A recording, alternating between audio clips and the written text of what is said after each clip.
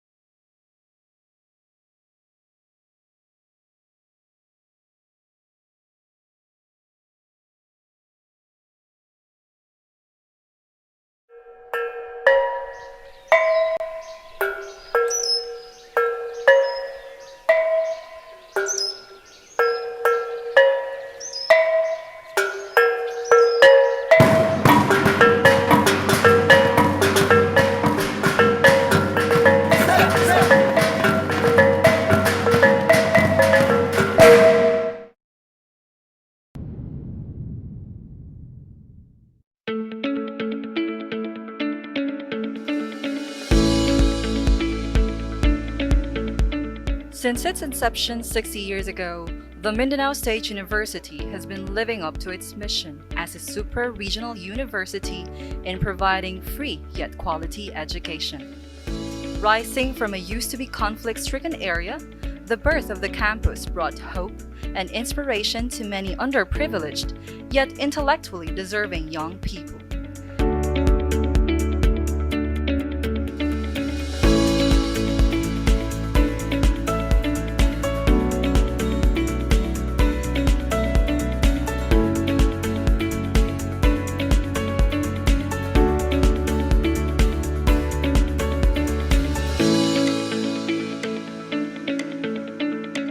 Just like a well-sprouted seed, its growth has led to the development and upliftment of the agro-industrial and socio-economic conditions of the various local communities through relevant research and extension.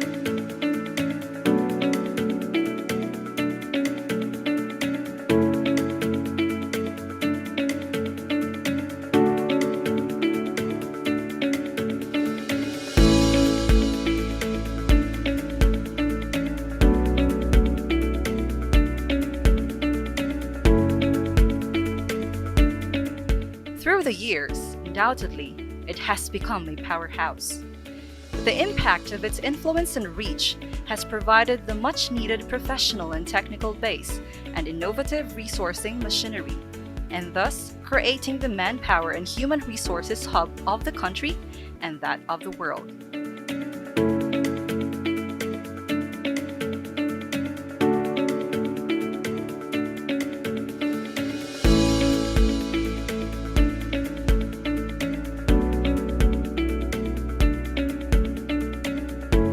As the 21st century ushers in novel and more sophisticated learning technologies and methodologies, MSU has willingly embraced the digitalization in the delivery of instruction through more flexible learning options and modalities.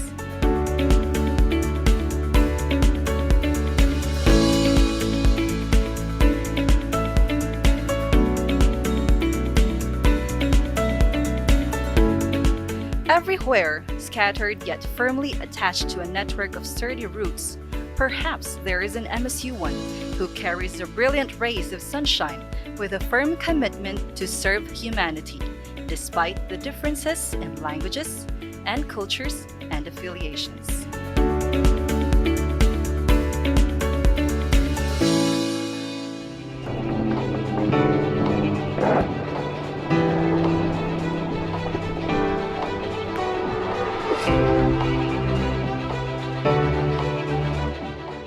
MSU is a melting pot of diversity and a staunch protector of peace and meaningful socio-political coexistence. Resilience is one of its most valued qualities.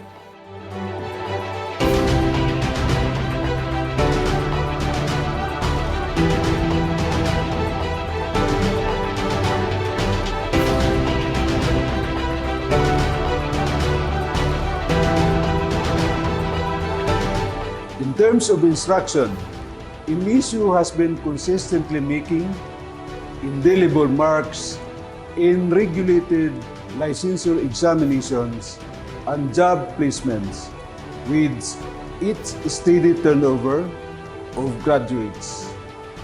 It has maintained its agreements of linkages and partnerships for mutual cooperation with other leading universities and institutions.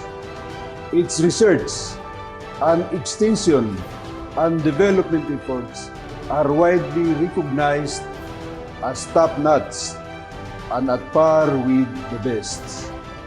And in keeping itself abreast with current global situations and demands, MSU shall always be committed to modernize its infrastructure and facilities, to upgrade the competence and morale of its personnel, to innovate on its delivery of services, and to strengthen its ties with the communities that depend on its inspiring and blessed existence. Our mantra, Sindaw o Panginam, through quality education, like a diamond, the issue shall intensify its brilliance in bringing hope, prosperity, and peace to all. Over time and over a multiple of tests and adversities, it has remained standing, tall, and proud with its maratabat. Truly, in the veins of every MSU-1 runs the blood of the ancient warriors and that of a survivor who has mastered integrity and compassion to live life beyond the caprice of the self.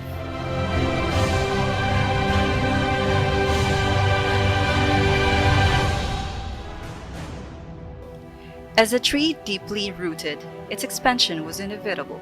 More shades, more shelter. From one far-flung campus in Marawi, Lanao del Sur, MSU has strategically positioned itself in major key areas to address the sufficiency in the delivery of its services, as it is one of its sworn missions to build sustainable communities and to instigate productivity and positivity in all aspects of human enterprise.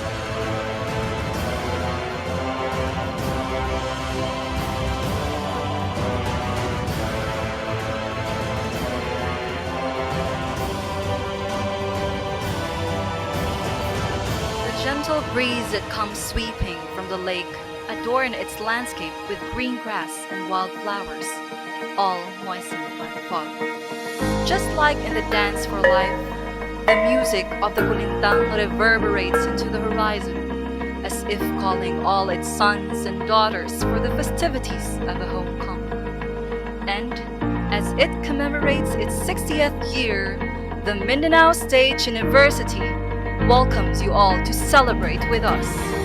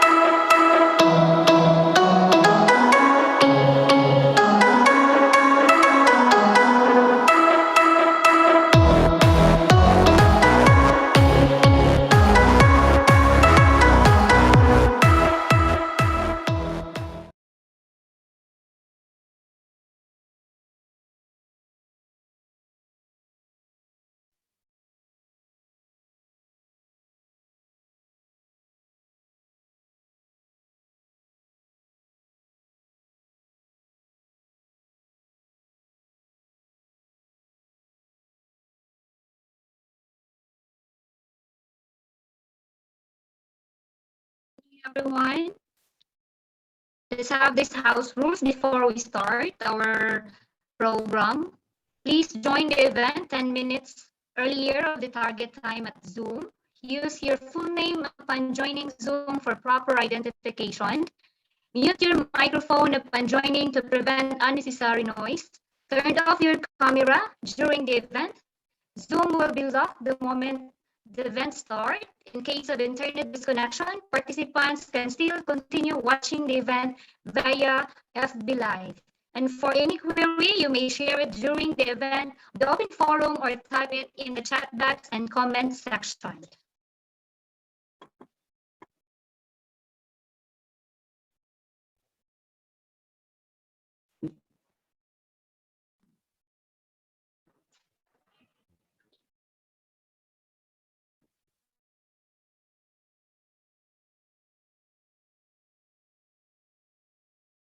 To our guests, participants, both students and teachers, and all the people behind this event, Assalamualaikum and a pleasant Friday morning to all of you.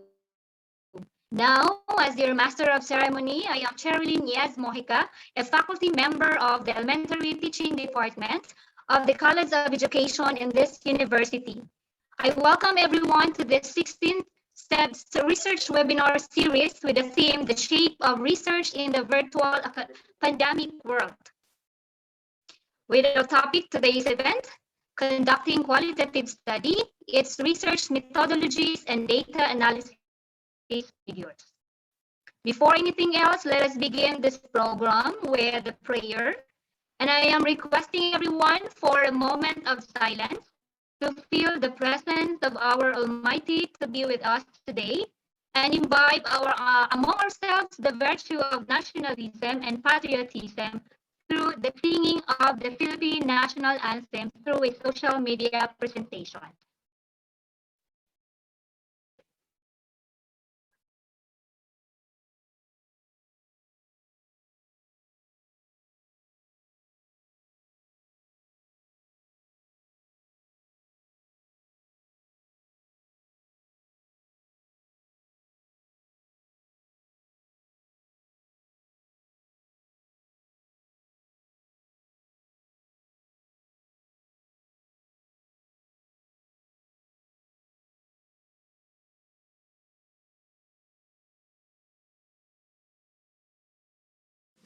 Mga kababayan, ang pambansang awit ng Pilipinas. Kayang magiliw, ewas ng silanganan, alam ng puso, sa dikit mo'y buhay. Upang hinirang, tuyag ka ng magiting, sa manlulupin, di ka pasisigil, sa nagagang tutok sa simoy at sa langit mong pagaw, ay hinagang tulakaw, sa pagkayang minamahal. Ang isang ng matawad mo'y tagumpay na nag-iindig, ang bituin at araw niya kailan pang ay di magtitingin. Lumalang araw ng walhagit pagsinta, buhay langit sa piling mo. Ang inigaya na pagkay mga api, ang mamatay ng dahil sa'yo.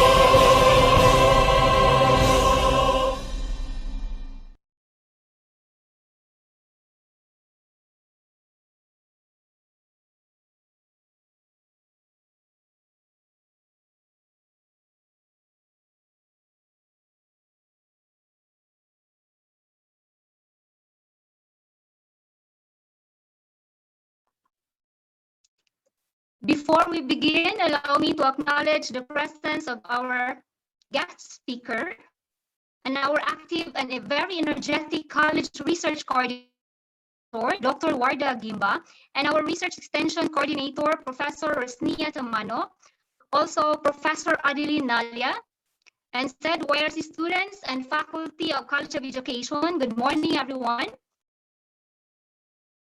At this point, ladies and gentlemen, we are down to the most awaited part of this program, which is to learn together with our resource speaker as she opens our minds to the topic Conducting Qualitative Study, its research methodologies and data analysis procedures.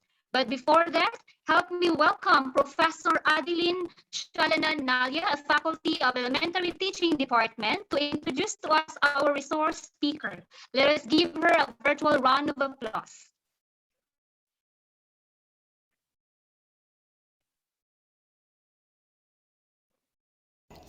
Good morning and Assalamualaikum to all the participants of this webinar. Today, This task of introducing our esteemed resource speaker is a great privilege.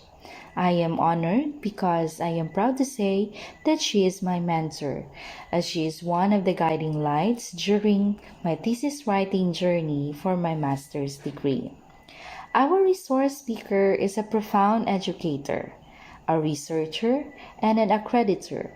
She obtained her undergraduate degree of Bachelor in Science and Education, major in Mathematics in St. Paul University, Surigao City. Pursuing for professional development, she then took her Master of Arts in Teaching Mathematics in UP Diliman, Quezon City. And in the same university, she obtained a degree in Doctor of Philosophy and Education, major in Research and Evaluation. Our resource speaker was a Professor 6 faculty member of the Central Mindanao University, Maramag, Bukidnon. She is already retired, but certainly not tired for the call of service. At present, she is a faculty member of the Graduate Studies Department of Liceo de Cagayan University, and formerly she served as the Vice President for Research, Publication, and Extension. She is also an accreditor. She was the Secretary of the Board of Trustees of the Accrediting Agency for Chartered Colleges and Universities in the Philippines, or also known as the AACUP. She also served as the AACUP Training Director for Mindanao. A prolific writer, she has presented research studies in international, national, and local conferences where she bagged number of awards. To mention few, in the recently concluded Fourth International Conference on the Future of Education 2021 that was hosted by the International Institute of Knowledge Management last August 12 to 13, 2021, she bagged the Best Paper Presenter. Another award she received during the in-house review of completed researches at Liceo de Cagayan University on December 2020 and October 2019, where she bagged the award for Best Paper Presentation. Another awards she received were the Service Excellence Awards as Director for the Central Mindanao University College Admission Test last September 12, 2017, and as a member of the Central Mindanao University Press Board on August 18, 2017. And lastly, another award of recognition she received for committed and dedicated service as Board of Director of AACUP on February 2017. Ladies and gentlemen, our resource speaker for this webinar, Dr. Ninita Itaas Prado. A virtual round of applause, please.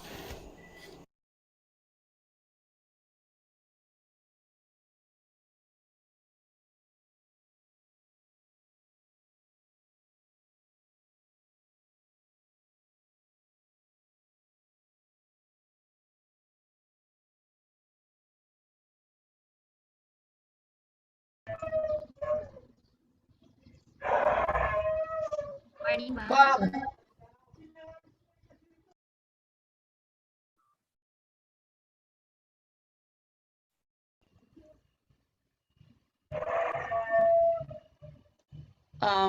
Good morning, everyone. First, I would like to thank Ms. Adeline Shalana for that very generous introduction. The topic that I am going to share with you this morning is about qualitative research methodologies and data analysis. So first, I would like to start with the overview of qualitative research.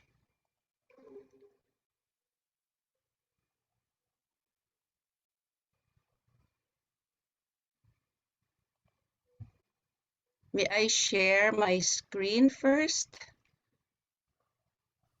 Yes, ma'am.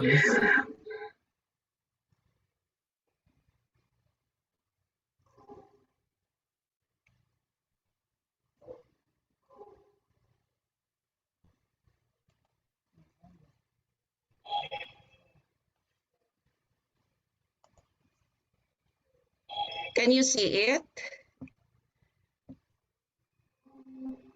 Is my screen clear to you? Hello? Not yet showing. I have I have already shared it. Okay, I will do it again. Um,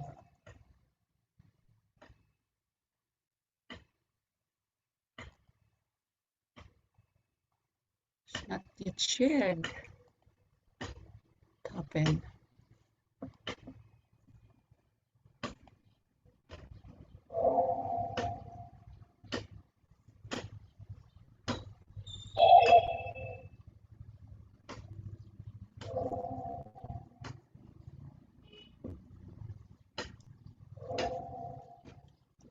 What happened to this?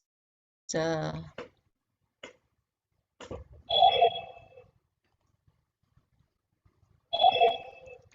I will go back first. Share screen. Then, okay, share. Is it there? Yes, ma'am. Okay, thank you.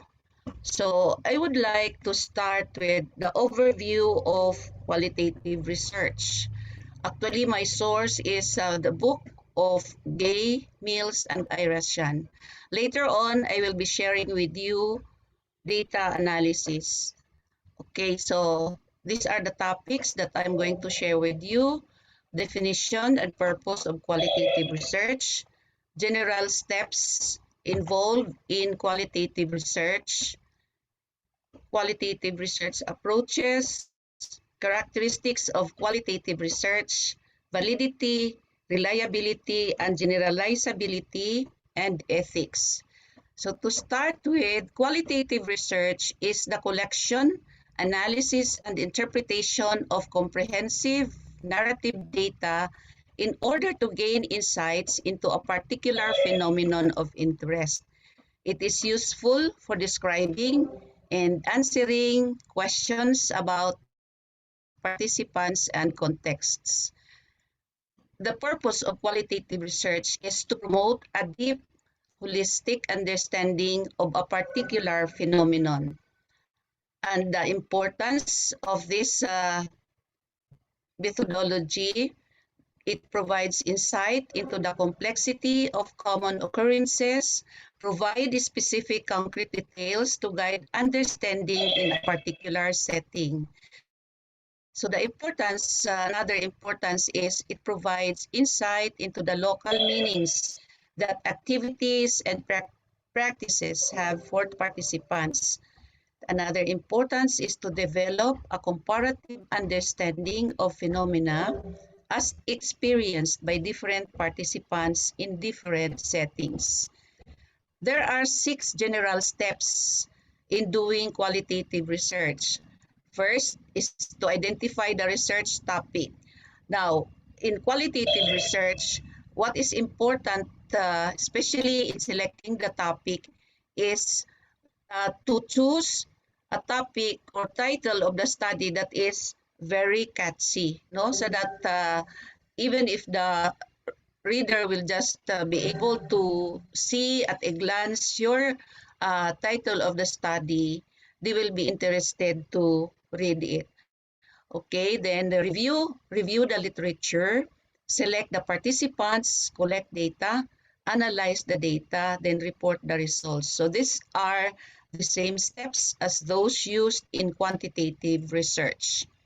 There are 9 approaches in qualitative research methodology. So the first is the case study, which is a study that serves an effort to seek an understanding of a single person or entity. And second is ethnography. This is an effort to describe and analyze all or part of the culture of a community by identifying and describing participants' practices and beliefs. If I remember it right, there was a dissertation conducted at UP Diliman using the ethnography approach, where the researcher conducted a study about the barrio teacher. So it's just a very simple title, the barrio teacher, no? And the ethnography was used so that the researcher went to the barrio to live with that barrio teacher for a year. So it took him 1 year to do the data gathering about this only one barrio teacher. And mind you, he won the best dissertation award and received a prize of 100,000 from the Department of Science and Technology. Okay, the next approach is ethology, which is an effort to compare several cultures with one another. Another one is ethnomethodology, an effort to examine people's understanding of their daily activities. Then we have grounded theory, an effort to derive theory grounded in the perspectives of the participants. Another approach, the phenomenology. I think this is the one used by Ms. Adeline Jalana, her thesis at Liceo de Cagayan University, where I was part of the panel member. So it is an effort to understand the meaning of an individual's experiences. Another approach is symbolic interaction, an effort to seek common understandings that emerge to give meaning to participants' interactions. Action research, which is, I think, very common to us because we are doing this to solve an immediate problem in our classrooms or in our offices. So it is an effort to seek a solution or improvement to a practical problem in the setting in which it is occurring. And the last approach is historical research. This is an effort to seek to understand the past by studying documents, relics, and interviews. We have the differences between approaches. So different social contexts are being studied in each approach. The participants are selected for different reasons in each approach. There are 8 unique characteristics. First, researchers immerse themselves in the situation. Then the data reflects the participants' perspectives. Sources of data are real-world situations or natural context. Data is narrative in nature. Researchers focus on personal interactions with participants. Then researchers avoid early decisions or assumptions about the study. Data are analyzed inductively. Methods provide clear, detailed information reflecting participants' voices. There are technical issues in the conduct of qualitative research. First is validity. This is the degree to which the qualitative data collected accurately gauges what is being measured. And there are 2 components of validity. First is trustworthiness, another is understanding. Then we have, under trustworthiness, we have credibility, taking into account all the complexities in the study and addressing problems that are not easily explained. Transferability, including descriptive, context-relevant statements so the reader can identify with the setting. Dependability, this is collecting stable data. Another one is confirmability, assuring the neutrality and objectivity of the data. Then understanding, we have descriptive validity, the factual accuracy of the account. Interpretive validity, the meaning attributed to the behaviors of words of the participants. Theoretical validity, the explanation of the phenomenon being studied in relation to a theory. And evaluative validity is sufficient objectivity in reporting data to avoid bias, preconceived judgments or evaluations. There are 13 strategies to ensure validity. First, participate at the study site for a prolonged period of time.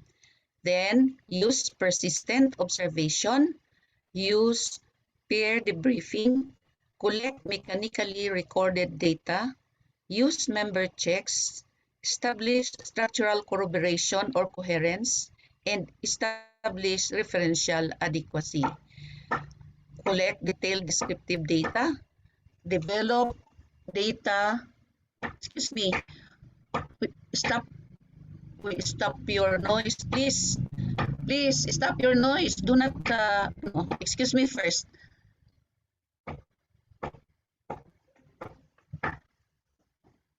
Very, very noisy. Please stop your noise. Okay, sorry for the noise. Okay, we have to collect detailed descriptive data, then develop detailed descriptions of the context, and we have the overlapping methods or the multi-methods, because in qualitative research, we usually use the triangulation method.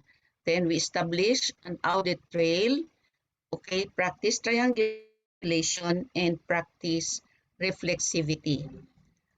Another technical issue is the reliability, which is the consistency with which the data measures what is being attempted to be measured over time. Qualitative perspective, the reliability of the techniques that are being used to collect the data, and reliability is a necessary but not sufficient characteristic. Validity is the priority. I think we have learned that, uh, especially for the instrument that we will be using in our study, we always observe these two issues on validity and reliability.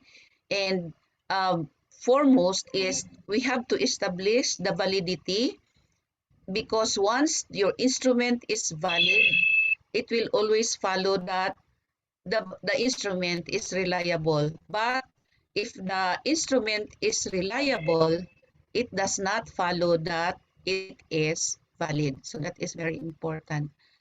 Then we have the generalizability, is the applicability of findings to settings and contexts different from the one in which they were obtained. The internal and external validity issues, it is a depth of understanding which can only be achieved from a few participants in a very limited number of contexts. Generalizability is therefore very limited. Then we have the qualitative researchers are primarily concerned with validity and reliability, to a much lesser extent, generalizability. These are the general strategies for ensuring the technical merit of a qualitative study. Talk little, listen a lot, no? Because we have to do some interviewing with the participants of the study. So it's just we just ask the question and we listen a lot to the responses of the participants. Although we have less participants for qualitative study, and sampling is not that strict, so we can use purposive sampling, but we have to consider inclusion criteria of the participants.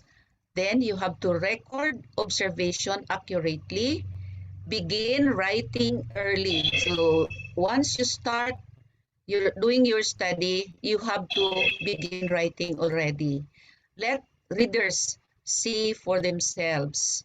Report fully, be candid, seek feedback, and write accurately.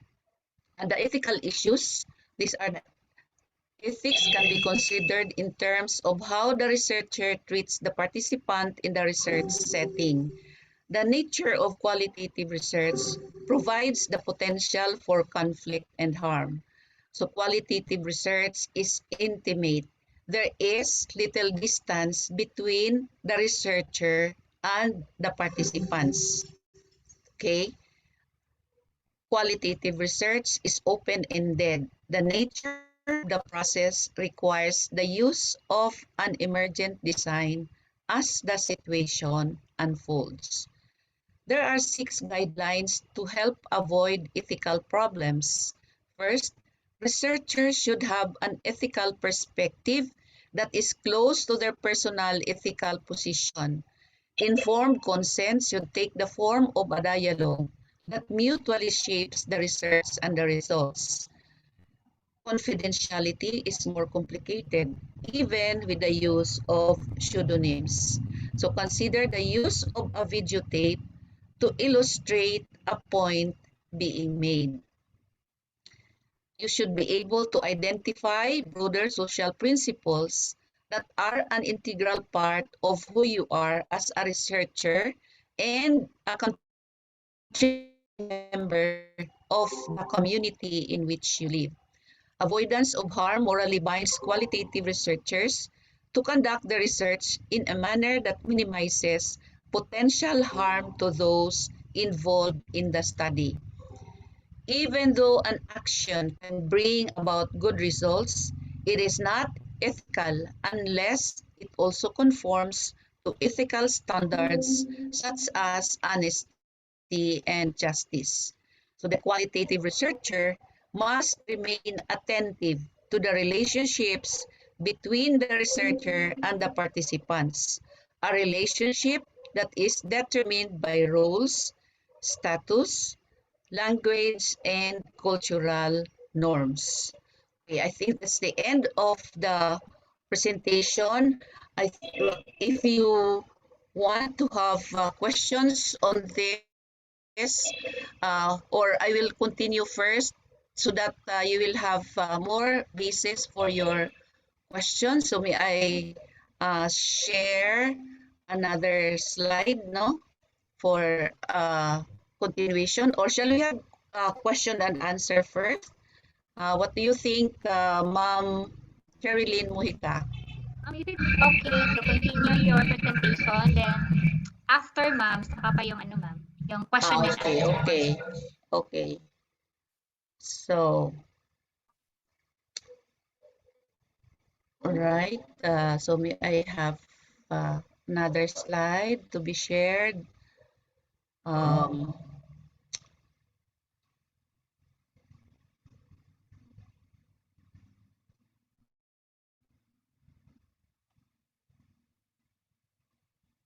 okay, where will I go from here?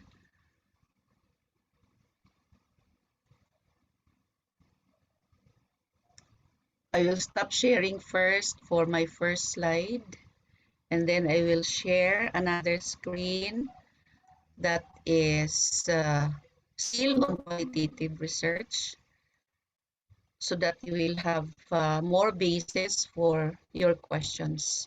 Okay, is it clear already? Can you see it,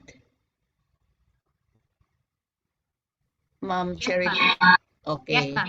so still on Qualitative qualitative research. research. Okay, yeah. So in addition to the overview of the qualitative research, so the qualitative research is an interdisciplinary, transdisciplinary, and sometimes counterdisciplinary field. It crosses the humanities and the social and physical sciences. Qualitative research is many things at the same time. It is multi-paradigmatic in focus. Its practitioners are sensitive to the value of the multi-method approach. They are committed to the naturalistic perspective and to the interpretative understanding of human experience. At the same time, the field is inherently political and shaped by multiple ethical and political positions. Qualitative research involves finding out what people think and how they feel, or at any rate, what they say they think and how they say they feel. This kind of information is subjective. It involves feelings and impressions rather than numbers. Qualitative research is multi-method in focus, involving interpretative naturalistic approach to its subject matter. So qualitative researchers study things, people, and their thoughts in their natural settings, attempting to make sense of or interpret phenomena in terms of the meanings people bring to them. So qualitative research involves the studied use and collection of a variety of empirical materials, case study, personal experience, introspective life story, interview, optional, historical, interactional, and visual texts that describe routine and problematic moments and meanings in individual lives. Deploy a wide range of interconnected methods, hoping always to get a better fix on the subject matter at hand. So the qualitative researcher as a bricklayer, this means the researcher is a jack of all trades or a kind of professional DIY. You know what's DIY person? Do it yourself person, right?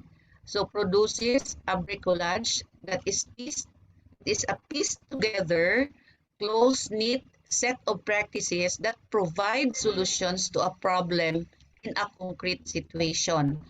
The solution, which is a result of the bricolayer's method, is an emergent construction that changes and takes new forms as different tools, methods, and techniques are added to the puzzle. So the qualitative researcher, as bricklayer, uses the tools of his methodological trade. The choice of research practices depend upon the questions that are asked, and the questions depend on their context, what is available in the context, and what the researcher can do in that setting. The bricklayer is adept at performing a large number of diverse tasks, ranging from interviewing to observing to interpreting personal and historical documents to intensive self-reflection and introspection. The bricklayer understands that research is an interactive process shaped by his own personal history, biography, gender, social class, race, and ethnicity, and those of the people in the setting. The product of the bricolayer's labor is a bricolage, a complex, dense, reflexive, collage-like creation that represents the researcher's images, understanding, and interpretations of the world or phenomenon under analysis. The bricolage will connect the parts of the whole, stressing the meaningful relationships that operate in the situations and social worlds studied. Now we have the positivist paradigm also in qualitative research. It emphasizes that human reason is supreme and that there is a single objective truth that can be discovered by science. Encourages us to stress the function of objects, celebrate technology, and to regard the world as a rational, ordered place with a clearly defined past, present, and future. The non-positivist paradigm are questions or questions the assumptions of the positivist paradigm, argues that our society places too much emphasis on science and technology, argues that this ordered rational view of consumers denies the complexity of the social and cultural world we live in, stresses the importance of symbolic subjective experience. There are 5 moments of qualitative research. The traditional period from 1900 to World War II, root objective colonizing accounts of field experiences that were reflective of the positivist scientist paradigm, concerned with offering valid, reliable, and objective interpretations in the writings. The subject was studied was alien, foreign, and strange.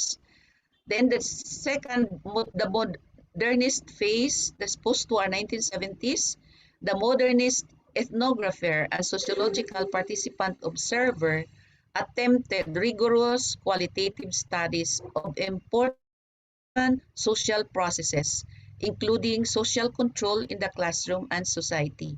Researchers were drawn to qualitative research because it allowed them to give a voice to societies and their class. Then we have uh, the next is I cannot see it anymore. Okay, the current day. This is the one, the mid 1980s current day. This is caused by the publication of a book called Anthropology as Cultural Critique, made research and writing more reflexive and called into question the issues of gender, class, and race. Interpretative theories, as opposed to grounded theories, were more common as writers challenged old models of truth and meaning. So, crisis of representation and legitimization was experienced during this mid 1980s current day, defined and shaped by the dual crisis of representation and legitimization. Theories now beginning to be read in narrative terms as tales of the field. Concept of an aloof researcher has finally been fully abandoned. More action-oriented research is on the horizon. More social criticisms and social critique, and the search for grand narratives is being replaced by more local, small-scale theories fitted to specific problems and specific situations. So these are the comparison of qualitative and quantitative research methodologies. Considering the type of questions in qualitative research is more on probing, while in quantitative research is limited probing. The sample size in qualitative research is small, while in quantitative is very large. It depends on the research design in the quantitative research. Then the information per participant is much for qualitative, and in quantitative it varies.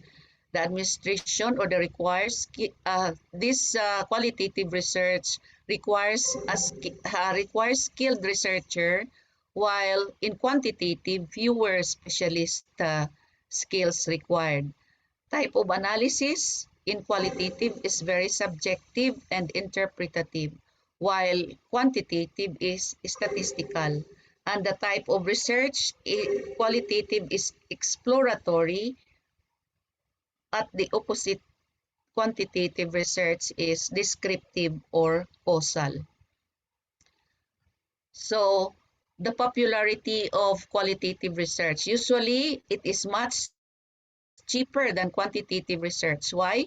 Because it's not very strict with sampling. We can only for depends upon the approach that we are going to make use of. If we use the case study, we can only have one participant, so you do not need so much budget for that. While on the quantitative research, um, if it is a very simple study like correlational or descriptive correlational, it usually entails 60 or more participants of the study, and as the design progresses in quantitative research, you will need more participants, very large sample size, especially if you do modeling like causal model and um, structural model where you need larger sample size. So no better way than qualitative research to understand in depth the motivations and feelings of consumers. Qualitative research can improve the efficiency and effectiveness of quantitative research. Now, there are also limitations of qualitative research. First is marketing successes and failures are based on small differences in marketing mix. Qualitative research doesn't distinguish these differences as well as quantitative research can. Not representative of the population that is of interest to the researcher, and the multitude of individuals who, without formal training, profess to be experts in the field. So the qualitative research as a process will uh, have to generate a theory, a method, and also analysis. So all these three interconnect to define the qualitative research process. So theory, method, and analysis. So the deductive approach, the theoretical approach, they seek to use existing theory to shape the approach which you adapt to the qualitative research process and to aspects of data analysis. So we use analytical procedures. Then pattern matching involves predicting a pattern of outcomes based on theoretical propositions to explain what you expect to find. Then there is that explanation building and involves attempting to build an explanation while collecting and analyzing the data rather than testing a predicted explanation as in pattern matching. The inductive approach seeks to build up theory which is adequately grounded in a number of relevant cases, referred to as interpretative and grounded theory, and it is the art of interpretation. The field text consists of field notes and documents from the field, while the research text, notes, and interpretations based on the filed text. Working interpretative document writer's initial attempt to make sense out of what he has learned, and the final tale of the field. So these are the qualitative techniques no, in gathering the data, the in-depth interviewing, focus groups, participant observations, ethnographic studies, and projective techniques. And as an approach, we need to have categorization, unitizing data, recognizing relationships, and developing the categories you are using to facilitate this, and developing and testing hypotheses to reach conclusion. So the data collection, data analysis, and development and verification of relationships and conclusion are all interrelated and interactive set of processes. Allows the researcher to recognize important themes, patterns, and relationships as you collect data, and allows you to recategorize existing data to see whether themes and patterns and relationships exist in the data already collected. Allows you to adjust your future data collection approach to see whether they exist in other cases. So these are the tools, um, tools and in the analytical process, we have the summaries, which should contain the key points that emerge from undertaking the specific activity. Self-memos allow you to make a record of the ideas which occur you about to any aspect of your research as you think of them, and your own diary. So thank you for listening. Now we will proceed to data analysis, qualitative data analysis. Okay. Share another set of slides on qualitative research data analysis. This will be the last slide.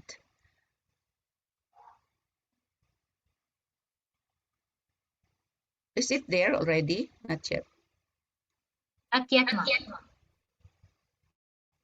Okay.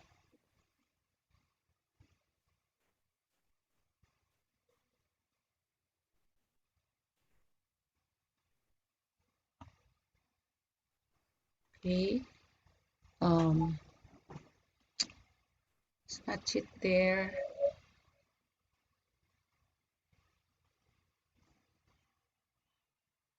This is I already press share. Where is that one?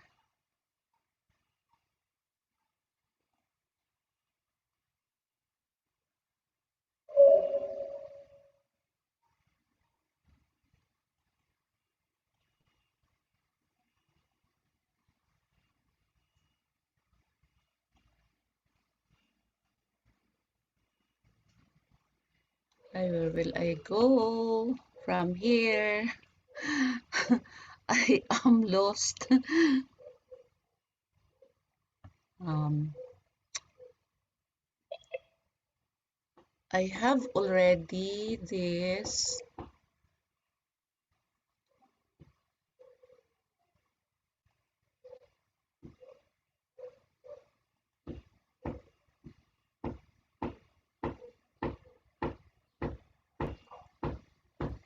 I think I got lost. Where will I go?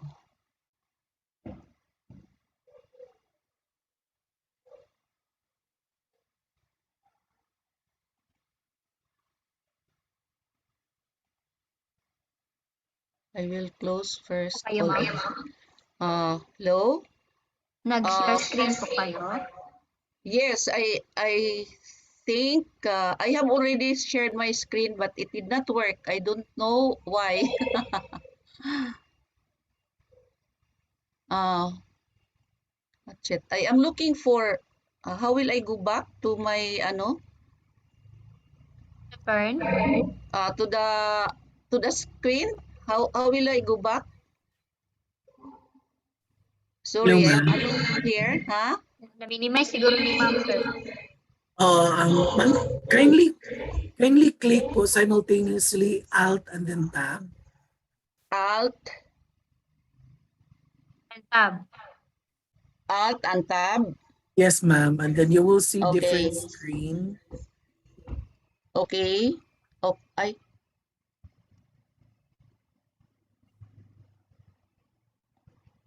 all right. Okay, the You see screen is different. here. Okay, Yes, so ma'am. I will share. Okay, I in the correct direction. So I will share my screen earlier. Oh, where Yes. is that? Yes. Stop share first. I will go back, right? Nakita namin, ma'am, yung Yes. share mo, ma'am. Ah, I stop sharing. So I Oh, will yes, Yes, ma'am. ma'am. share it again. Yes po. So, uh, qualitative data analysis. Okay. And then,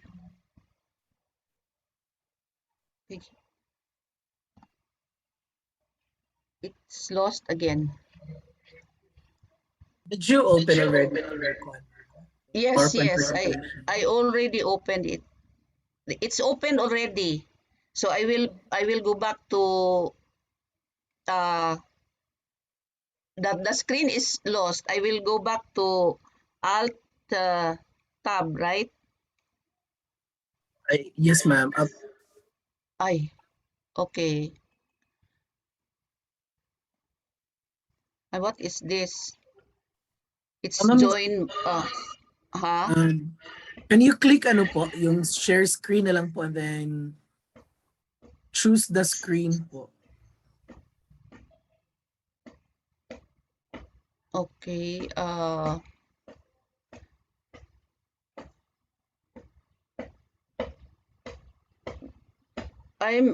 I siguro na minimize ko yung um um wait first. Ano nakita mo sa screen mo, ma'am? Yung slides ko.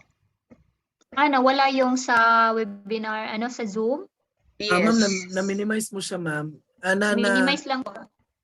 Bali na ano mo siya, ma'am, na what you call this, naka-slideshow ang imong PowerPoint, ma'am, as of the Not moment. yet. Not yet. It's I have just opened my what do you call this? My file. It's now on the screen. Will I but na, I got lost in the site. Oh, is it not that I will have control alt tab at the same time? Ma'am, makita kag icon sa ubos, ma'am. Sa Icon Zoom. of what? Sa Zoom, ma'am. Yes. Can you Okay, click here. it, ma'am, It's para here. mabalik? Okay. It's here. So I will share my screen, okay? Yes, ma'am. Okay, ma'am. Is it there? Yes, ma'am. We are sharing your screen. Qualitative data Yes, analysis? ma'am. Just click the, ma'am. Sige, ma'am. Yes, ma'am. Meron na, ma'am. Okay na, ma'am.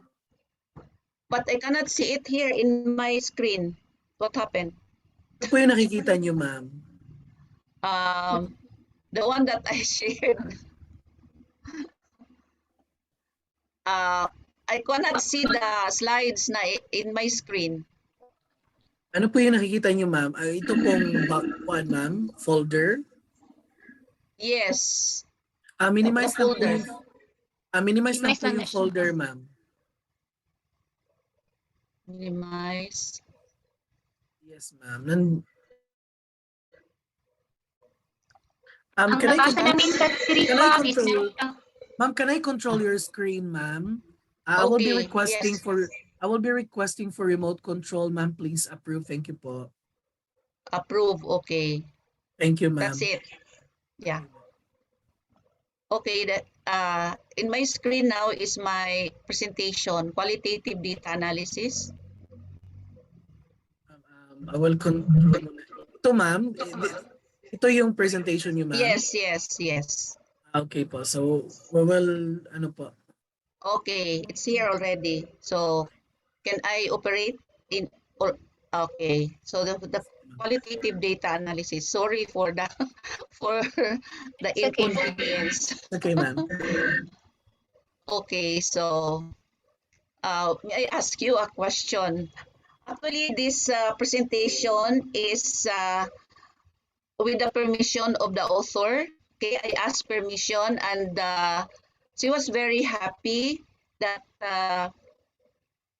that her presentation, PowerPoint presentation, will be used by me to share with you and to other students and colleagues. No, I have the response from her, and she was really very happy, no, to have her work shared with fellow educators. So it's Feliz de Velos.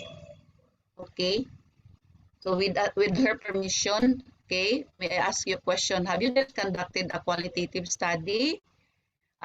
For Ma'am Shalana, I think she has, right? Are you there, Ma'am Shalana? Just conducted a qualitative study involving interviews, focus groups, observations, document or artifact analysis, then journal notes or reflections. So what to do with all this data? So just as there are numerous statistical tests to run for quantitative data, there are just as many options for qualitative data analysis. Okay, so this is designed to provide a step-by-step guide for beginning qualitative researchers who want to know how to apply the appropriate strategies for data analysis, interpretation, and reporting. So, doing qualitative research is just like cleaning a closet. So, think of managing your qualitative analysis process like cleaning your closets. The same basic steps apply. So, it's the same process. First, you take everything out of the closet and sort everything out, save or toss. Then look at what you have left and organize into subgroupings, or we call that in qualitative research chunking. Then organize subgroups into clusters of similar things that belong together, no, like clusters or codes. No, when we arrange our wardrobes in the closet, we have to separate the long dress, the skirt and blouse, and so on and so forth. So clusters and put some codes. As you put things back, how would you group them to maximize functionality? How do the groups make it work together? So that is already the interpretation and presentation. So there are 4 basic steps. All qualitative data analysis involves the same 4 essential steps. First, raw data management, or we call that data cleaning. Then, data reduction, chunking or coding, right? The third is data interpretation, coding, and the clustering. Then, data presentation, representation, you are already to tell the story. So, making sense of the data for others. Okay, so that is actually the ultimate goal of doing research is to we do research for the improvement of the quality of life for others, not for ourselves, but for others. So this is the data analysis spiral number 1. First, we are going to generate the raw data, then organize the data, then read through and make notes. Then you have to identify themes, attitudes, and behaviors. Then amalgamate the themes.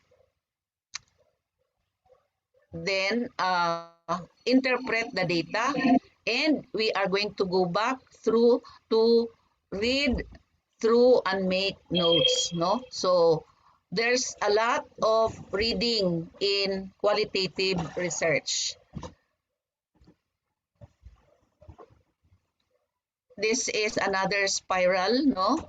So from data collection, you have to do data management. So you have your files, units, and the organizing of it.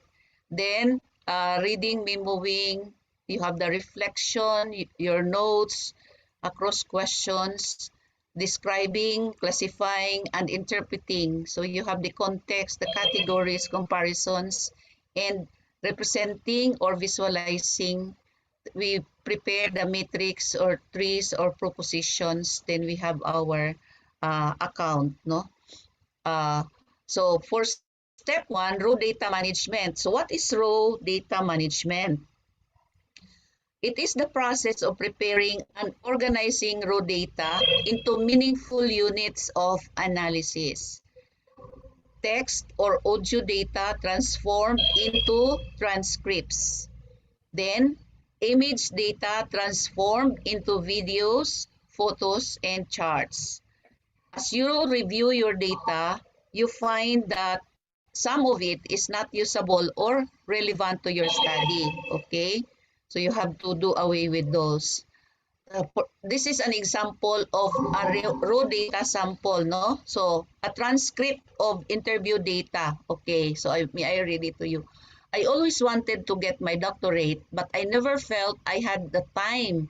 Then I reached a point in my career where I saw that without the credentials, I would never advance to the types of positions I aspired to. But I doubted I could do the work. I wasn't sure I could go back to school after so much time. And did I have the time with working and a family? These were the things I struggled with as I looked for the right program. Finally, starting the program with others like me, it felt surreal. Once you switch gears from being an established administrator at a college to being a doctoral student, you realize you lose control over your life. You are not in charge in that classroom like you are in your office. But also, once you say you are a doctoral student, people look at you differently, and people at work began to take me more seriously, ask for my opinion as if I now possessed special knowledge because I was going for the doctorate. It was the same information I had shared previously, but somehow it had a special quality. It's like magic. So I can think of a particular example right now. Okay. So this is the raw data from, okay, which is a transcript of interview.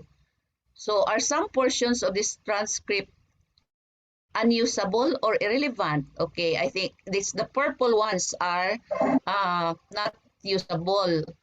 Like this expression, then this one, I can think of a particular example right now.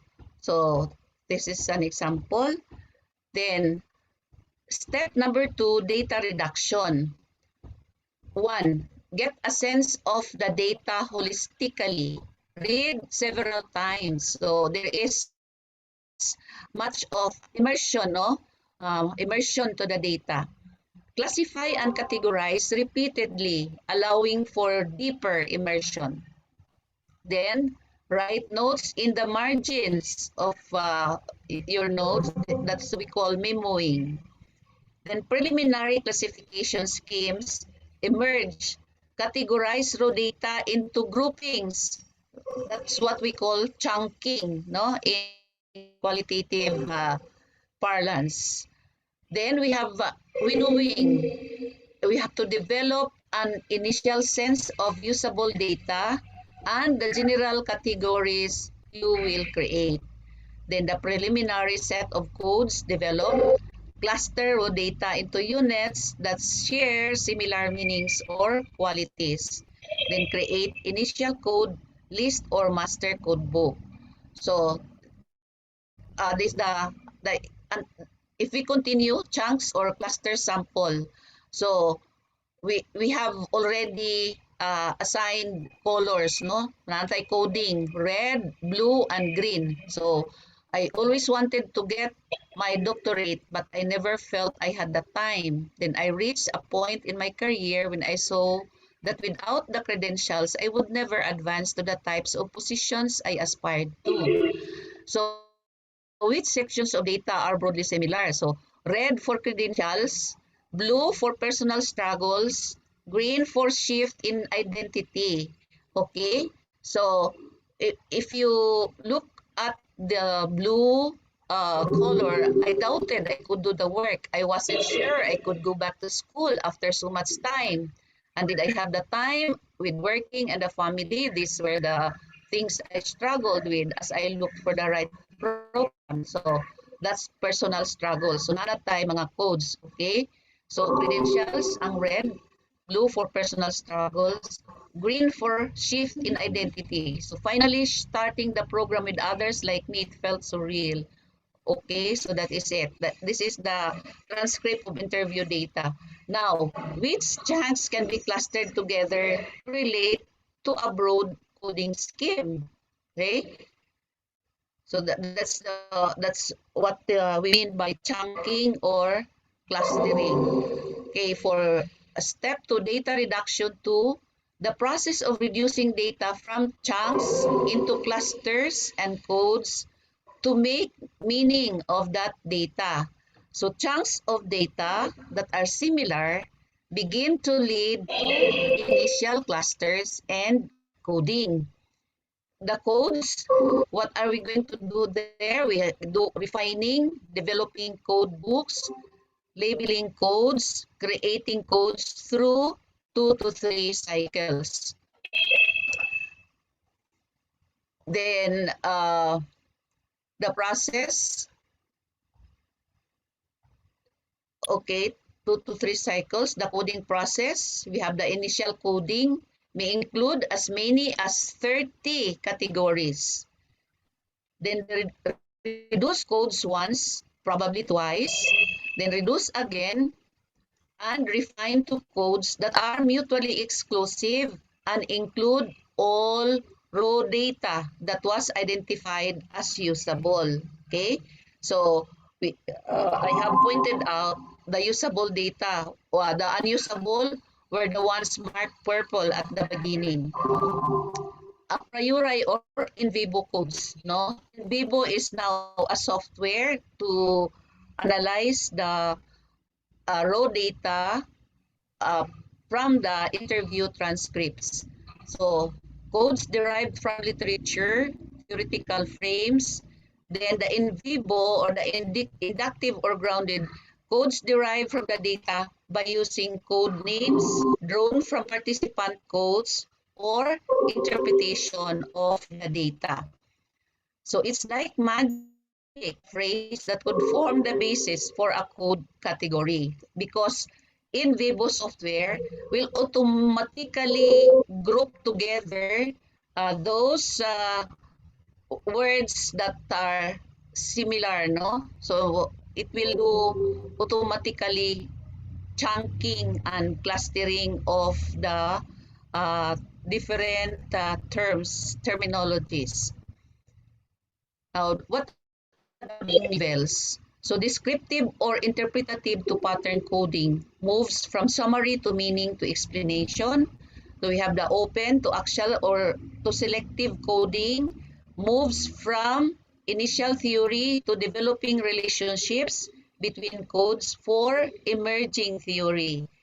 Or we have the first cycle to second cycle coding, moving from describing the data units to inferring meaning. So when you see, we have to remember this different coding levels, no? Descriptive to interpretative to pattern coding. So we will be able to see a pattern, no? Based from the responses of the participants. So this is the coding sample. Okay. So chunking to coding, red for credentials, codes include career goals, so CG, career advancement, CA. Blue for personal struggles, codes include self-doubt, SD, time management, TM. So these are your codes. Green for shift in identity. Codes include student role, SR, identity at work, IW, shift in control, SC. Okay? So we started from chunking, then we have coding, then okay, the clustering, and then the coding. So coding levels. Okay, I think I have discussed this already. Then we have the coding progression here. The descriptive, interpretative, we have the credentials, career goals, then career advancement. So need for career advancement or goals. The personal goals, you have self-doubt, personal growth, and work-life balance. Then identity, okay? Identity shifting from student role to shift in control. So we will be able to see the pattern. So this certificate, what is this career? What is the meaning of CR? Needing a doctorate to advance professionally and to meet personal goals for achievement.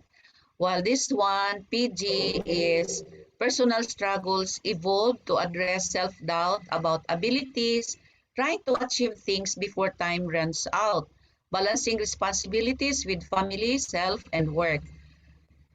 This identity shifting, managing the shift from student to graduate, from candidate to doctor, from non-expert to expert in work settings, from losing control to regaining control at home and work. So this is the pattern. No, we are using we observe the pattern. No, using inductive approach. Now, for the data interpretation and themes, so we are now done with the data analysis. So chunks of related data that have similar meaning are coded in several cycles. Once coded, those chunks become clustered in similar theme categories. Then create meaning for those clusters with labels. Themes emerge from those clusters. Then we have to interpret the themes to answer our research questions. Okay, so you see there is a lot of steps to do before you reach to answer research questions. Because usually in qualitative research, you can only have one or two questions to ask, and that will be enough even for masters and dissertation, no, topics. So these are the theme sample. Okay, so how do you compile the clusters into emerging themes? Red for credentials, blue for personal struggles, green for shift in identity. Then begin to see themes emerge. Okay, these are the themes: getting the degree, becoming a new person, then personal achievement. So how do broad sections emerge? Thematic groupings. So you see, no, it's very nice once you will be able to see the pattern. You will be able to identify the themes that will emerge. Okay. Then data representation, step 4. Interpretation or analysis of qualitative data simultaneously occurs. Okay? So in fact, once you start gathering your data, there is already it's already a start of interpreting or analyzing, no? Because there is simultaneous interpretation and analysis, or analysis and interpretation of data. So researchers interpret the data as they read and reread the data, categorize and code the data, and inductively develop a thematic analysis. Themes become the story or the narrative. So data representation types: telling the story with the data. You have storytelling, narrative, can arrange it chronologically, then you can have the flashback, the critical incidents, or you can present it using a theater or thematic visual representation using figures, tables, and charts. So how will it look in the end? Okay, so this is now the result of the study. So this qualitative phenomenological studies sought to explore doctoral degree graduates' perceptions of self-identity and purpose in the post-dissertation phase, seeking participant perspectives on the phenomena of transition. Considerable research has been conducted and concurrently enrolled doctoral students relative to the issues of overcoming obstacles to completing the dissertation, managing feelings of isolation and disengagement, successfully completing dissertation research and manuscript preparation, negotiating relationships with advisors and committee members, and searching for teaching or scholarship positions after degree completion. So research on the doctoral degree graduate has typically been conducted on individuals in PhD programs, where the post-graduation transition has focused on moving into traditional academic roles. Minimal research has been conducted on EDD graduates who are already actively engaged as professionals and or practitioners in their fields, and who have also balanced work-life challenges while pursuing their degrees. So the issues of personal accomplishment, anxiety, isolation, loss, hopes and aspirations, identity and role clarity, and professional recognition were all examined through the lens of the lived experience of purposefully selected participants, all of whom recently graduated from a small EDD program in the Northeast. So by integrating the two conceptual framework of Newgarten's adult development theory and Lachman and James midlife development theory, the following themes emerged. First theme, you are not the same person. Second theme that emerged, the degree is greater than the sum of its parts. Third theme, now what I do with all this time. And fourth, when will you crown me king or queen of the world? These themes reveal the experience um, sorry, I have a call, no? Anyways, I will continue. These themes reveal the experiences of recent doctoral degree graduates' perceptions of the transition from doctoral students to graduate. Excuse me first, I have to answer that call. Hello? Not anymore there.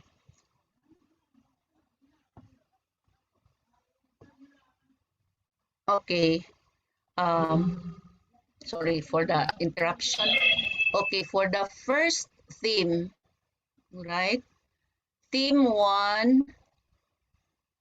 Okay, what's this? As one participant stated, the doctoral process is complicated, or this is for the theme two, the whole is greater than the sum of its part. Each individual expressed similar sentiments as they describe their first impressions of their coursework and the eventual evolution to dissertation research. As separate parts of the doctoral program, they seem manageable, but when viewed as a whole program, they seem overwhelming. The consensus, however, was that each program component informed the next in a way that defied description and prepared them for the dissertation process. As one participant expressed, my understanding of what the degree meant was not clear until I stepped into my defense. I had a moment when I realized that now it all makes sense. Okay. So after that, you do cross-case analysis of cultural incidents and artifacts, organizational culture study. Okay. Cross-case analysis. So these were taken from two schools, A and B. So we always use codes, the historical incident, and then the cultural artifacts. Okay.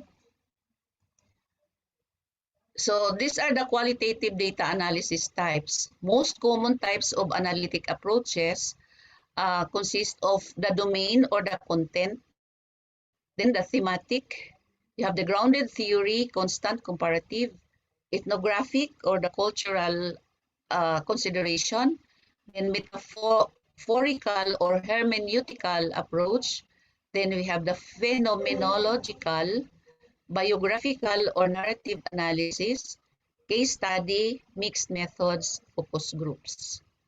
Okay, so the following expert lists are provided to help you match specific qualitative research designs with the appropriate qualitative data analysis strategies.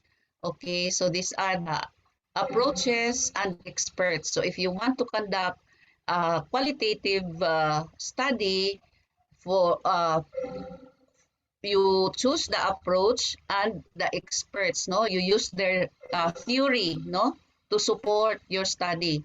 So domain analysis, we have Hadley 1979, grounded theory, constant comparison analysis. We have the following experts: Burks and Niels, Charmas, Glaser, Strauss and Corbin.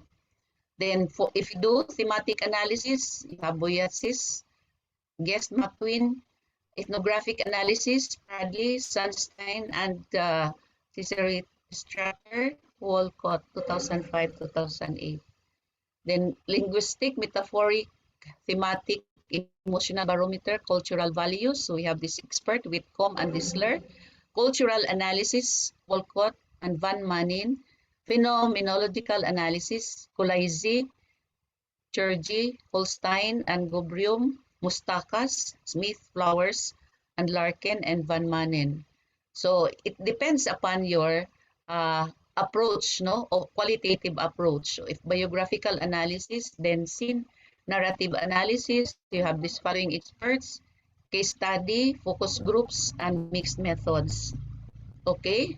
Now for the computer software that will be used to analyze your data, so you have this different computer software: Atlas, HyperResearch, InVivo, MaxQDA. I am only familiar with InVivo, but I do not also have the software. Okay, software packages either assist with theory building or with concept mapping. Data voice recognition software converts audio into text such as Dragon. So I guess it's the end of my presentation. So these are the references for the presentation I made. So thank you very much for listening, and I hope to answer all your questions. Okay, so thank you. Thank you very much. Stop sharing. All right. Uh, Thank you very much, Dr. Prado, for a very fast presentation of the topic and discussion on qualitative study. Ma'am, surely your discussions into this interesting topic will be beneficial to all of us here, so especially to our students that are now starting the research study. So, indeed, qualitative research is very important in educational research as it addresses the how and why research questions and enables deeper understanding of the experiences, the phenomena, and the context. So, qualitative research allows you to ask questions that cannot be easily put into numbers to understand human experience. Am I right, Ma'am, Dr. Prado? yeah, that's right. You're right. Yes, ma'am. Thank you, Doc, for sharing this with us. And also, allow me to acknowledge also the presence of our energetic chairman in the Home Economics Department, Dr. Rohani Sultan. Hi, ma'am. At this point, we would like to present the certificate to our resource speaker for her time and her valuable contribution for today's event. Allow me to read to you the content of the certificate. Certificate of Recognition to Dr. Ninita I. Prado in grateful recognition and appreciation of her lofty thoughts, brilliant ideas, and rich experiences shared with the topic conducting qualitative study, its research methodologies, and data analysis procedures during the 16th Research Webinar Series held on September 24, 2021 via Zoom.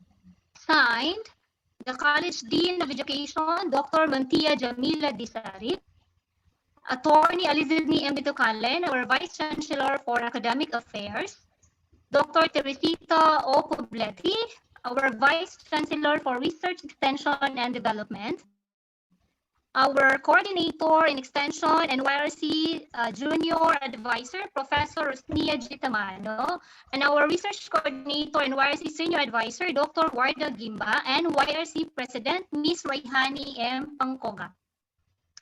At this juncture, I know how excited you are, excited na malahat, to hear the answers to your questions. Without further ado, let us welcome Ms. Nurhanifa Gandarosa, a faculty of the Secondary Teaching Department, to lead the open forum.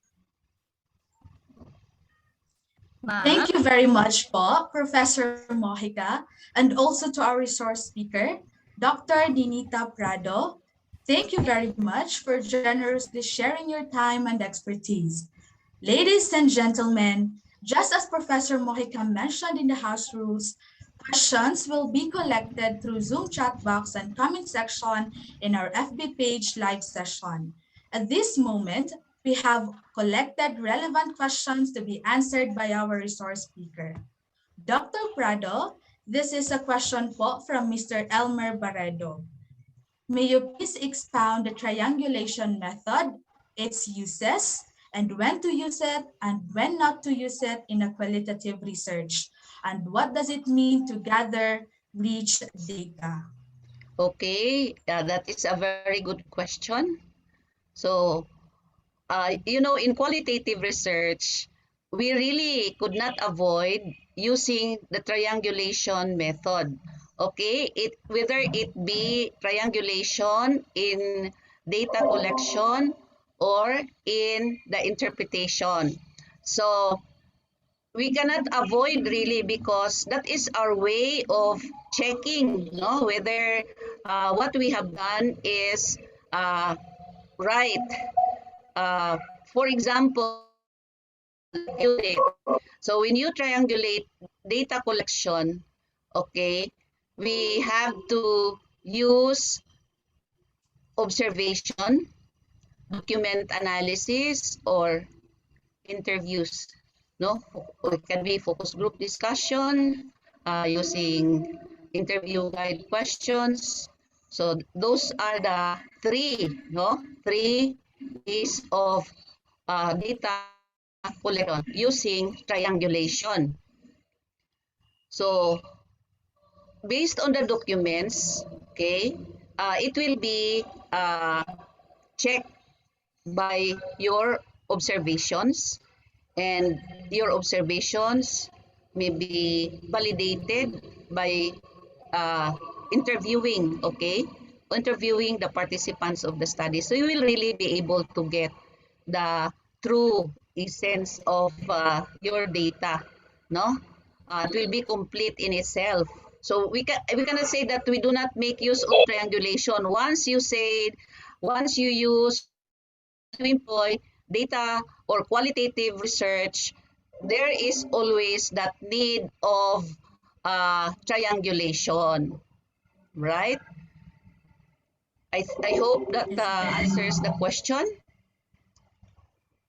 Thank you. Yes, ma'am. The second question po is from Mayfloor Bilando. What do you think is the best technique in gathering data from the target respondent in this time of pandemic, where difficulties to approach respondent is present, knowing that qualitative research needs in-depth data analysis information? Okay, so in this time of pandemic, it will be very, very easy, no, to gather data because you can do interview through the phone. Okay, even if you use your cell phone, you can conduct interview. And if you need some documents to validate your data based on the interview, you can have Google form. Use Google form for your questionnaire. Okay, then based on the interview, perhaps you can make use of what do you call this? Uh, Video, so that you will be seeing each other, and you will be able to observe the facial expressions, the gestures, no, from the participants. So you will be able to really validate, okay, validate the data that you have gathered through Google Forms, and through you can do observation while doing the interview because uh, gestures and there's facial expressions, body language are really matter for qualitative research. So it's a problem at this time of pandemic to gather data if you are conducting qualitative research, no? Especially now that our CHED regional director is encouraging institutions to do qualitative research. Am I right? Yes, Director ma'am. Alvarez, no? And all students are already required to do research, especially graduating students. The graduate level, they cannot graduate anymore if they cannot present their research output in national or international fora. No, that's CMO 15, I guess. All right. So Yes, thank ma'am. you. This is the third question po. I have included some open-ended questions alongside the closed response items on my survey or questionnaire. Am I conducting qualitative research? Um, Open-ended questions. Okay. Open-ended and closed-ended. Now, qualitative research, as you know, will start from uh, the way you formulated your research questions, no? Because your research questions will determine your research design. Okay? So, we have to go back to how you formulated your research question so that we will be able to see whether your study is towards the direction of the qualitative research methodology or it is more of quantitative, because there is misconception among the students if they use descriptive statistics like frequency, percentage, mean, and standard deviation, they will sometimes conclude that they are already using quantitative research, no. Take note that you are still describing your data, right? Because it's descriptive statistics where you cannot make an inference yet. So you cannot also say that you are using qualitative research because you are only using frequency, percentage, mean, and standard deviation. That is not yet qualitative research, no? Because in research, you really have to come up with an inference, or shall we say, the conclusion to really answer your statement of the problem. Okay? So it always boils down to the statement of the problem. No? That is the first thing that you have to consider. And everything will follow. Once your statement of the problem is in place, then your research design, research setting, research instruments, and the statistical tools will follow correctly. That is, if the statement of the problem is in place. Okay?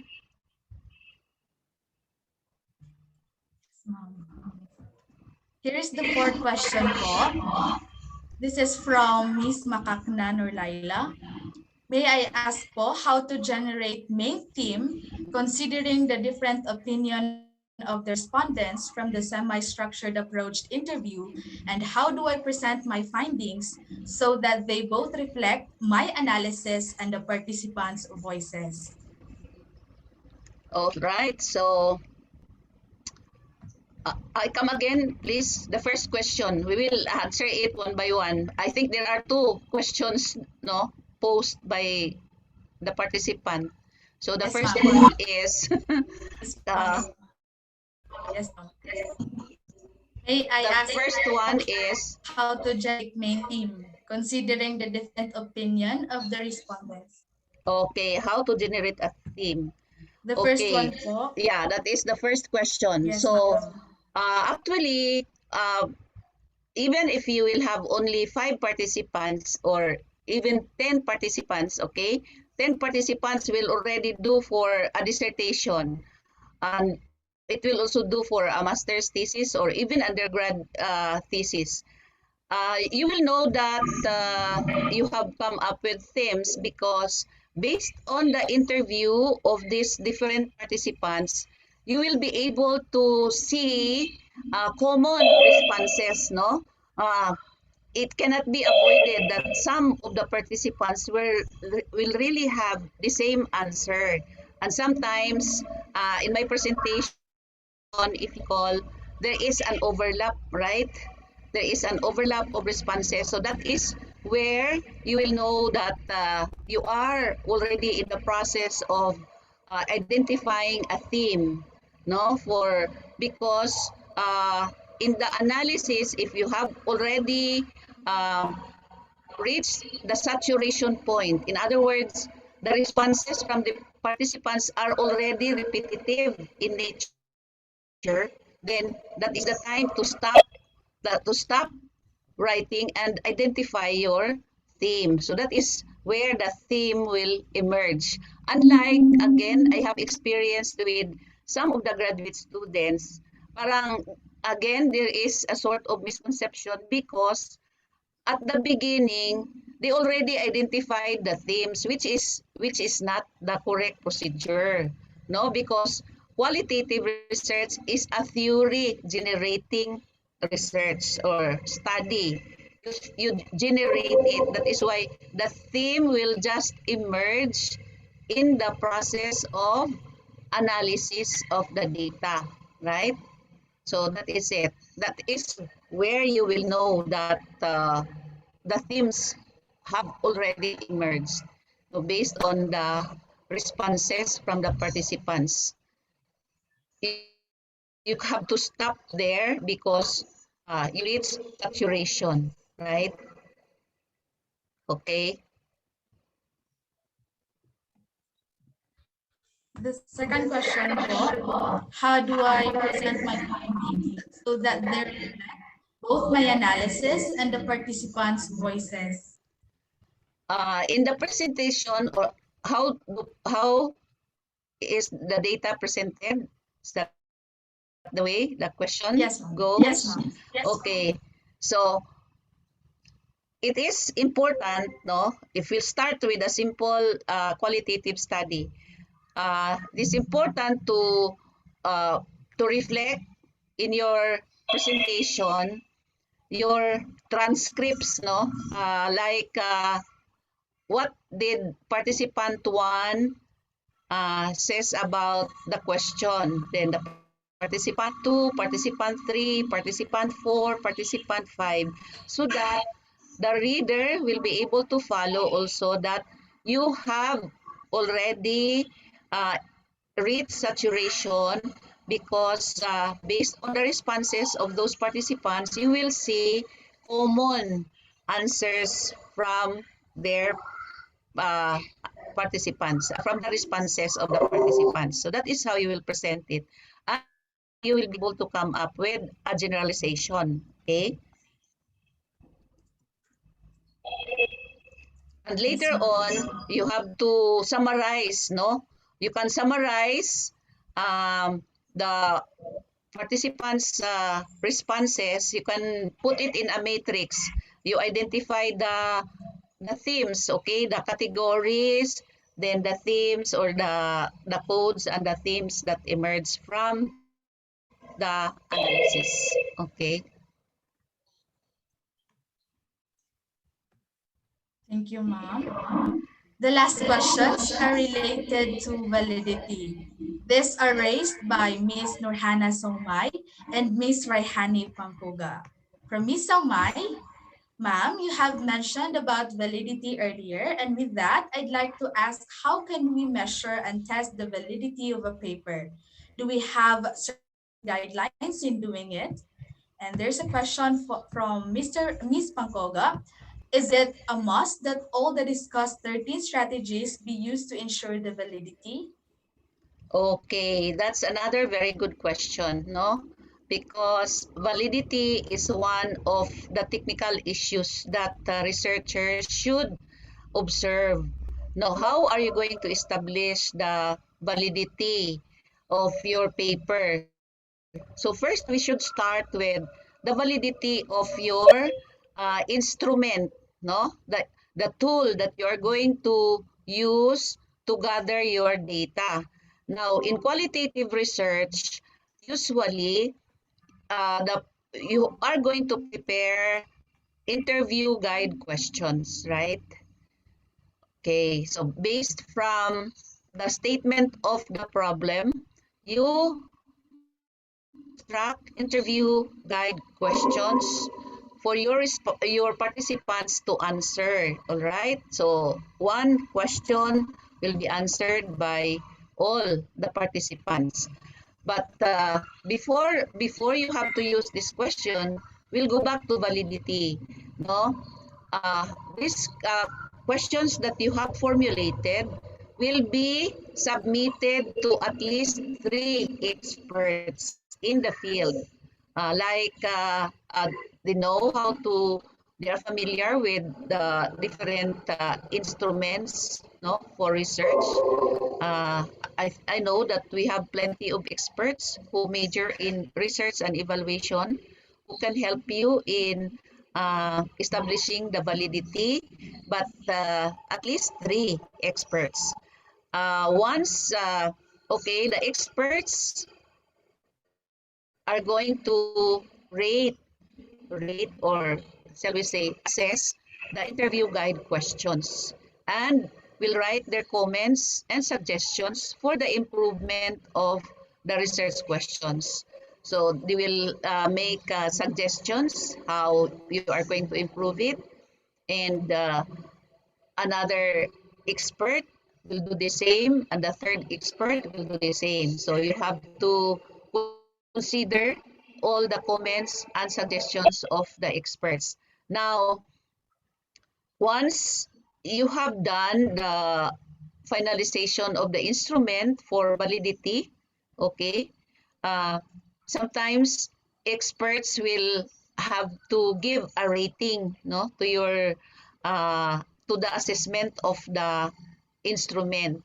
So if the rating of the three experts are somewhat related, so it's not far from each other, then we can say that your instrument is valid. But you really have to uh, incorporate or integrate the suggestions of the experts in finalizing your instrument. Okay, so that is for content validation. Um, this is for qualitative research only because it is different if we do quantitative research. No, it's a different story. Although the same procedure, we have to submit your developed tool to at least three experts who will do content validation. What is the purpose of this validity? No, it is actually to ascertain that all the important things needed to be covered are included in your instrument or tool.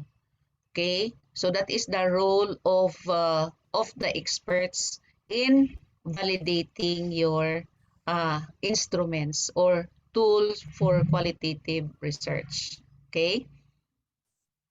Thank you so much po, Dr. Prado, for detailed and informative answers and for your great presentation.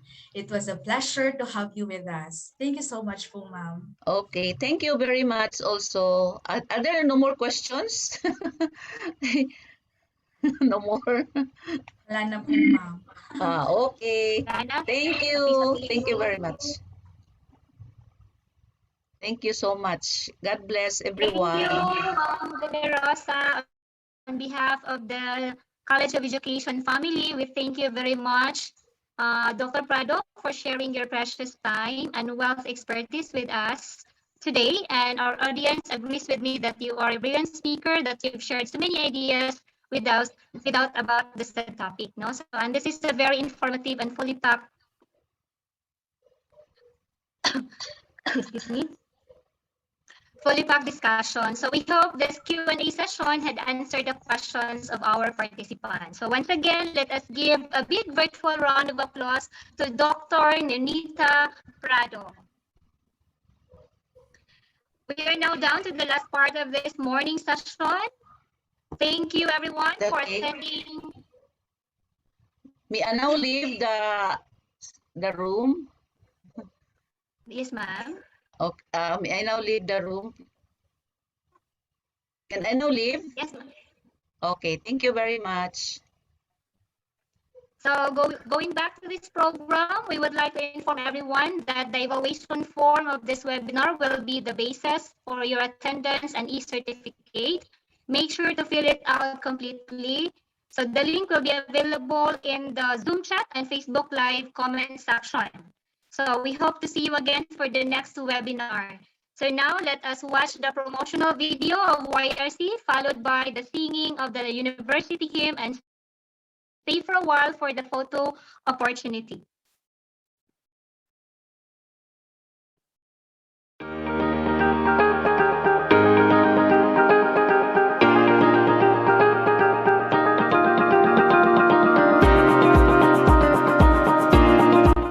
Through the vision and wisdom of Dr. Warda Gimba, a club that would cater to the compounding quality research outputs and student researchers was founded on the 22nd day of April, year 2015. Dr. Gimba, the research and thesis coordinator of the College of Education main campus, spearheaded the organization with its initial members, composed of students who were enrolled in her methods of research courses during the second semester class of academic year 2015 to 2016.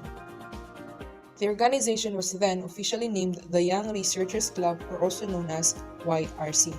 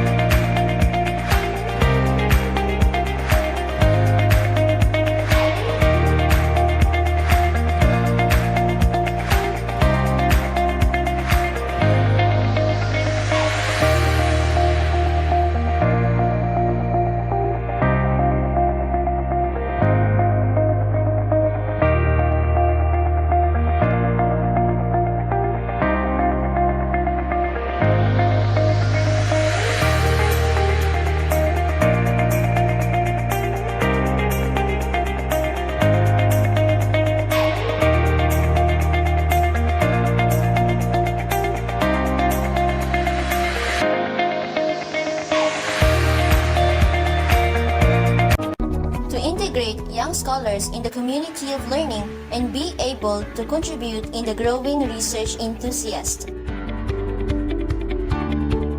To motivate and inspire undergraduates to become independent thinkers by enhancing their critical thinking skills through research and paper critiquing. To expose undergraduates with innovative and quality researches through various activities and programs. To inculcate the value and imperatives of research in the 21st century education. To prepare the young researchers for the graduate program.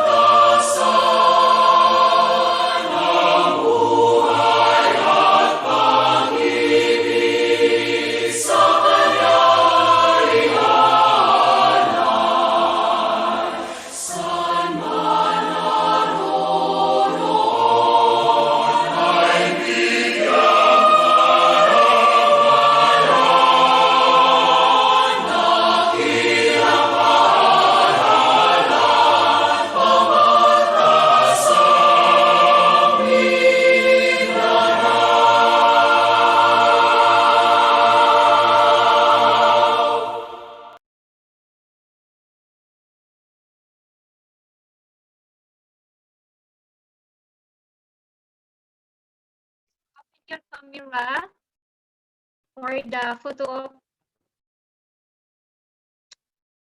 Thank you for joining us today and have a great rest day of your day. Wassalam.